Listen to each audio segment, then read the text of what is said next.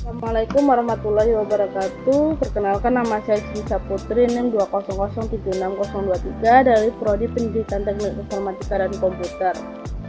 Baiklah, di sini saya akan sedikit menjelaskan mengenai materi gambaran umum sistem operasi. Yang pertama kita bahas adalah mengenai hasil-hasil utama. Sistem operasi merupakan salah satu software yang paling kompleks. Kompleksitas ini menggambarkan tantangan untuk mengatasi kesulitan dan dalam beberapa hal merupakan persaingan agar dapat memenuhi tujuan-tujuan kemudahan, efisiensi, dan kemampuan untuk berkembang. Terdapat 5 buah perolehan intelektual dalam pengembangan sistem operasi. Yang pertama adalah proses. Konsep proses sangat penting. Struktur sistem operasi istilah ini pertama kali digunakan oleh para perancang Multics pada era 1960-an. Proses adalah istilah yang lebih bersifat umum dibanding job.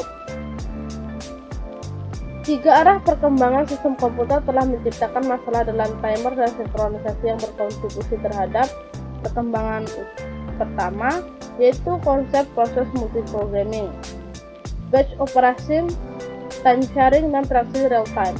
Seperti telah kita ketahui, multiprogramming dirancang untuk menjaga agar prosesor dan perangkat I/O termasuk perangkat penyimpan tetap dalam keadaan sibuk untuk memperoleh efisiensi yang maksimum.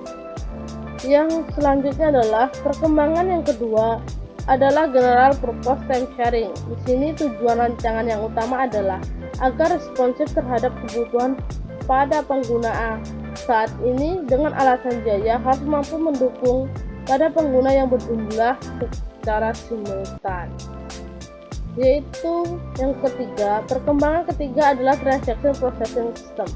Dalam hal ini, sejumlah pengguna melakukan query atau update terhadap sebuah database. Secara umum terdapat 4 sebab utama terjadinya error yang tidak terlihat dalam pemrograman, yaitu yang pertama, sinkronisasi yang salah. Seringkali dijumpai masalah di mana sebuah rutin harus berhenti karena harus menunggu suatu event. Yang kedua adalah mutual exclusion yang gagal. Seringkali dijumpai kasus di mana lebih dari seorang pengguna atau program yang akan berusaha untuk menggunakan sumber daya yang dapat digunakan bersama pada saat yang sama. Masalah yang ketiga adalah operasi program non-determinate, di mana dalam sistem bagi pakai, hasil suatu program tertentu biasanya hanya bergantung pada input pada program tersebut dan tidak pada aktivitas program lainnya. Sedangkan yang terakhir adalah deadlock. Dimungkinkan 2 program atau lebih akan berhenti karena suatu program dengan program lainnya saling menunggu. Yang kedua adalah manajemen memori. Para pengguna membutuhkan lingkungan komputasi yang mendukung pemrograman modular dan pemakaian data yang fleksibel. Untuk memenuhi kebutuhan tersebut, sistem operasi memiliki 5 tanggung jawab penting manajemen penyimpanan, yaitu isolasi proses. Sistem operasi harus mencegah agar proses independen tidak saling mengganggu data dan memori. Yang kedua adalah alokasi otomasi dan manajemen. Program harus secara dinamis dialokasikan ke hierarki memori apabila diperlukan. Yang ketiga adalah dukungan pemrograman modular. Pemrogram harus mampu membuat dan menghapus modul-modul program serta mengubah ukuran modul secara dinamis. Yang keempat, proteksi dan kontrol akses. Penggunaan memori secara bersama-sama pada sembarang tingkat hierarki memori akan memungkinkan sebuah program untuk menunjuk ruang memori program lainnya. Dan yang kelima adalah penyimpanan jangka panjang. Banyak pengguna dan aplikasi memerlukan cara penyimpanan informasi dalam waktu yang relatif lama. Yang selanjutnya adalah proteksi informasi dan keamanan. Semakin meningkatnya pemakai sistem time sharing dan jaringan kerja komputer telah menyebabkan peningkatan perhatian terhadap proteksi informasi. Sifat ancaman tersebut sangat bervariasi. Sebagian besar pekerjaan dalam keamanan dan proteksi yang berhubungan dengan sistem operasi dikelompokkan menjadi 3 kategori sebagai berikut, yaitu yang pertama adalah pengontrolan akses.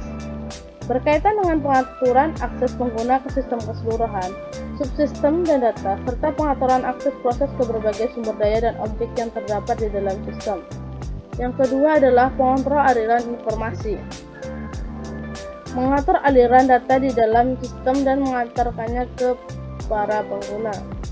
Yang ketiga adalah sertifikasi. Berkaitan dengan pembuktian bahwa mekanisme akses dan aliran kontrol dilakukan sehubung dengan spesifikasinya dan bahwa mekanisme tersebut menerapkan kebijakan proteksi dan keamanan yang diinginkan. Bahasan yang kedua selanjutnya adalah penjadwalan dan manajemen sumber daya. Tugas utama sistem operasi adalah untuk mengatur berbagai sumber daya yang tersedia untuk memori utama, perangkat I/O dan prosesor, dan untuk menjadwalkan penggunanya oleh berbagai proses aktif. Setiap kebijakan alokasi sumber daya dan penjadwalan memperhatikan 3 faktor, yaitu yang pertama adalah faktor keadilan. Umumnya, kita menginginkan sebuah proses yang bersaing untuk memperoleh sumber daya diberi akses yang hampir sama dan adil. Yang kedua, responsivitas diferensial. Sistem operasi harus mampu untuk melakukan keputusan tentang alokasi dan penjadwalan yang memenuhi persyaratan umum. Yang ketiga adalah efisiensi. Dalam kendala keadilan dan efisiensi, sistem operasi harus berusaha untuk memaksimalkan throughput, meminimalkan waktu respon, dan dalam kasus time sharing mengakomodasikan pengguna secara mungkin. Selanjutnya adalah struktur sistem. Struktur hierarki sebuah sistem operasi modern membedakan fungsi-fungsi berdasarkan kompleksitasnya. Skala waktu berkarakteristiknya dan tingkat abstraksinya, kita dapat memandang sistem sebagai susunan tingkatan. Setiap tingkatannya melakukan subset tertentu yang diperlukan oleh sistem operasi lapisan tersebut tergantung pada lapisan berikutnya yang lebih rendah. Secara umum, lapisan yang lebih rendah berkaitan dengan skala waktu yang lebih pendek. Beberapa bagian sistem operasi harus berinteraksi langsung dengan hardware komputer yang event-eventnya dapat memiliki skala waktu selama 1/miliar detik cara. Pembahasan yang kedua adalah mengenai karakteristik sistem operasi modern. Kecepatan perubahan dalam kebutuhan akan sistem operasi tidak hanya memerlukan modifikasi atau perbaikan arsitektur yang telah ada saja, namun cara-cara baru dalam mengorganisasikan sistem operasi. Berbagai pendekatan dan elemen rancangan telah dicoba baik dalam sistem operasi eksperimental maupun sistem operasi komersial.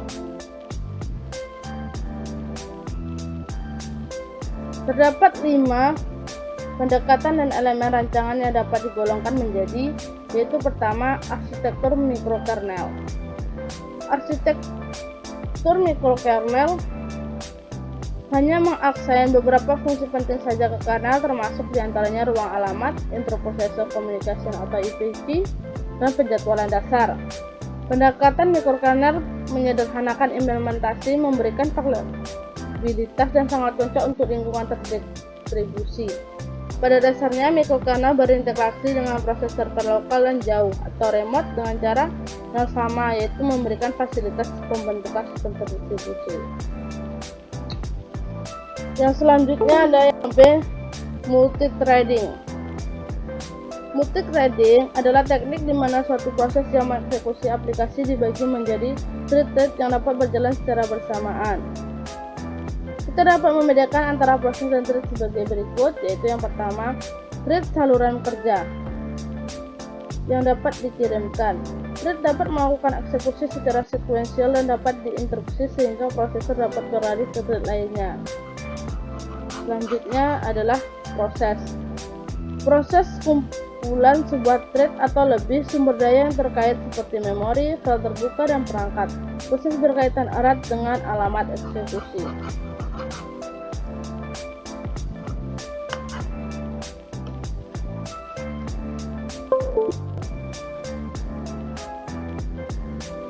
Yaitu yang kemudian Systematic Multiprocessing atau SMP. SMP berkaitan dengan arsitektur hardware komputer dan juga sifat operasi merefleksikan arsitektur. SMP dapat didefinisikan sebagai sistem komputer standalone yang memiliki karakteristik sebagai berikut. Yang pertama, terdapat sejumlah mikroprosesor.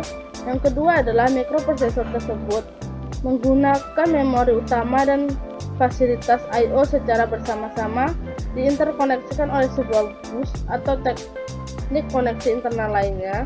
Yang ketiga adalah sebuah prosesor dapat melakukan fungsi yang sama, makanya disebut simetrik. Sistem operasi sebuah SMP menjadwalkan proses atau thread di seluruh prosesor. SMP memiliki sejumlah kelebihan dibandingkan dengan arsitektur uniprosesor, diantaranya sebagai berikut. Yang pertama, kinerja. Apabila suatu pekerjaan yang harus dilakukan oleh komputer dapat diorganisasi sehingga beberapa bagian pekerjaan tersebut dapat diselesaikan secara paralel.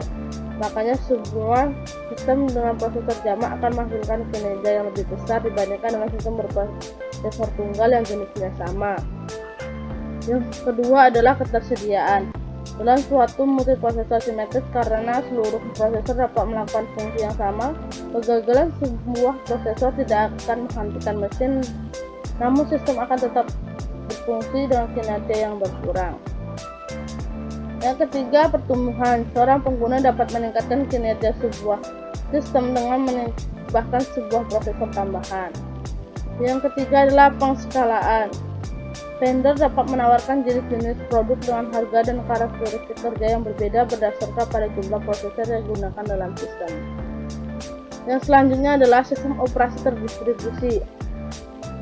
Fitur SMP yang menarik adalah keberadaan beberapa prosesor yang tidak dirasakan oleh para pengguna. Sistem operasi memiliki penjadwalan thread atau prosesor masing-masing prosesor dan sinkronisasi prosesor. Dalam hal ini berkaitan dengan kumpulan entity atau komputer yang masing-masing komputernya memiliki memori utama, memori sekunder, dan modul I/O sendiri. Sistem operasi terdistribusi menyediakan ilusi ruang memori tunggal ditambah fasilitas akses yang tergabung seperti sistem file terdistribusi. Yang terakhir adalah rancangan berorientasi objek. Rancangan berorientasi objek memberikan disiplin ke prosesor tentang penambahan pengembangan modular ke kernel yang kecil. Pada tingkat sistem operasi, struktur berbasis objek memungkinkan pemrogram untuk menyesuaikan sistem operasi tanpa mengganggu integritas sistem. Orientasi objek juga memudahkan pembuatan tool terdistribusi yang berukuran sangat besar. Baiklah, sampai di sini penjelasan singkat saya mengenai pembahasan gambaran umum sistem operasi. Jika ada salah dan kurangnya, saya mohon maaf. Wassalamualaikum warahmatullahi wabarakatuh.